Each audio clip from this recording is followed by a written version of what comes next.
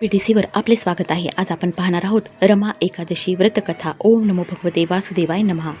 युधिष्ठिरांनी विचारले, जनार्दना, माझ्यावर आपले प्रेम आहे, म्हणून कृपा करून सांगा की अश्विनाच्या वद्य पक्षात कोणती एकादशी येते? भगवान श्रीकृष्ण म्हणाले, राजन, अश्विनाच्या वद्य पक्षात रमा नावाची प्रख्यात व परमकल्याणकारक एकादशी असते. ही खूप उत्तम आहे व मोठमोठ्या पापांचा हरण करणारी आहे.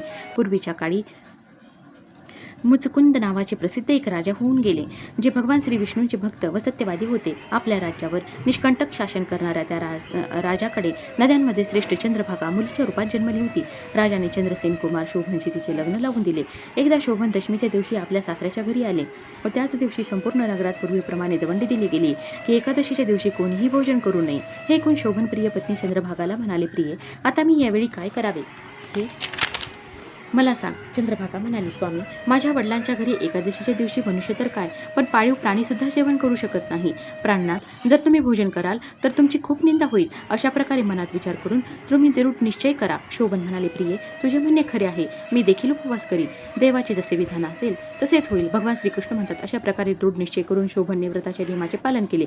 पण सूर्योदय होण्यापूर्वी त्याचा मृत्यू झाला. मुचकुंद राजाने शोभनचा राजोचित अंत्यसंस्कार करविला. चंद्रभागा देखील पतीचे पारलौकिक धर्म करून वडिलांच्याच घरी राहू लागली. नृपश्रेष्ठ, तिकडे शोभन या व्रताच्या प्रभावाने मंद्राचळाच्या शिखरावर बसलेल्या परमरमणीय देवपुरात प्रविष्ट झाले.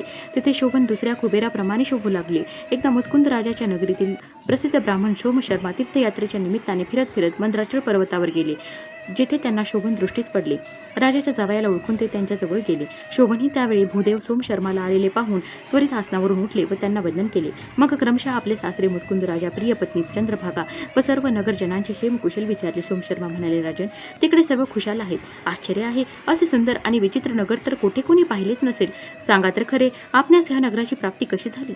शोभन म्हणाले, भूदेव, अश्विनाच्या वद्य पक्षात जी रमा नावाची एकादशी असते तिचेच व्रत केल्याने मला अशा नगराची प्राप्ती झाली. भूदेव, मी श्रद्धाहीन होऊन या उत्तम व्रताचे अनुष्ठान केले, म्हणून मी असे मानतो की हे नगर स्थायी नाही. तुम्ही मुचकुंद राजाची सुंदर कन्या चंद्रभागा हिला हा सर्व वृत्तांत सांगा.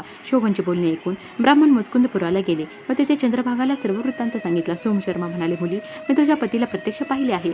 इंद्रपुरी समान त्याच्या नगरीचे निरीक्षण केले आहे. त्यांनी या नगरीला अस्थिर बनले आहे. तू त्या नगरीला स्थिर कर. चंद्रभागा म्हणाली, ब्रह्मर्षी, माझ्या मनात पतीच्या दर्शनाची इच्छा निर्माण झाली आहे. आपण मला तेथे घेऊन चला. मी माझ्या व्रताच्या पुण्याईने त्या नगराला स्थिर करीन. भगवान श्रीकृष्ण म्हणतात, राजन, चंद्रभागाचे बोलणे ऐकून सोमशर्मा तिला बरोबर घेऊन मंद्राचळ पर्वताजवळ वामदेव मुनींच्या आश्रमात गेले. तेथे ऋषींच्या मंत्राची शक्ती व एकादशी व्रताच्या प्रभावाने चंद्रभागाचे शरीर दिव्य बनले व तिने दिव्य गती मिळवली. त्यानंतर ती पतीकडे गेली. आपली प्रिय पत्नी आलेली पाहून शोभन खूपच प्रसन्न झाले. त्यांनी तिला बोलवून आपल्या डावीकडे सिंहासनावर बसविले.